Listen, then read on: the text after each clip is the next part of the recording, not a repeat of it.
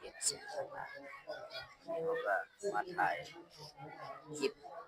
ให้พ่อแม่น้องได้เบิ่งเนาะใส่บาตรงานยอดโซฟาที่วัดก็มีคณะบ้านมานกแปนเนาะ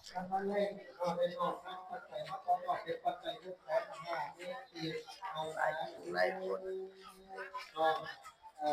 หลาย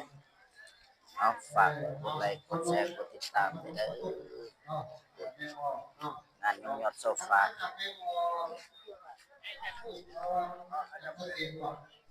หลายผู้หลายคน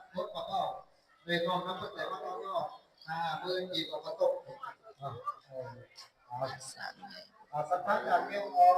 บ่ได้แม่ออกบอกว่าโคตรปะเป้ามือจีนเอามาหกแม่ออกนอกแต่งกายนอกหลายเป็นพุทธบูชาธรรมบูชากับขอให้เป็นมหาบุญมหากุศลของ ยงยอดอันนี้แหละมื้อนี้นะกดมือหดยามแล้วคนเต็มที่เต็มหลายเนาะซอง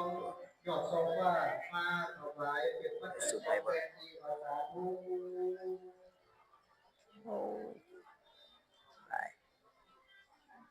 งานใส่บาตรใส่บาตรงานยอดโซฟาหลายผู้หลายคนมาเราขอ ใส่ พว บาง ตร พวงไม้พวงมือนำจบของรถกินจอดอยู่ข้างสิบเด้อให้ยับลงออกนอกโมมาพวกเขาสิได้เงี้ยยอดโซฟาเนาะกระดังที่พวกเขาเห็นกับเนาะตอนนี้อธิษฐานตอนนี้พระบาเจ้าง านใส่บาตรจำลองเนาะนำโดยพระอาจารย์ในวิเศษสัพพโนเนาะก็ด้วยพุทธศาสนิกช ใส่ น บาตรงานใส่บาตรงานนำ เราได้สร้างพระรับส่วนจำลองขึ้นอยู่ที่วัดพระวัฒนะท่านผู้เป็นเงียบหลายผู้ก็ยอดไปหาเมื่อที่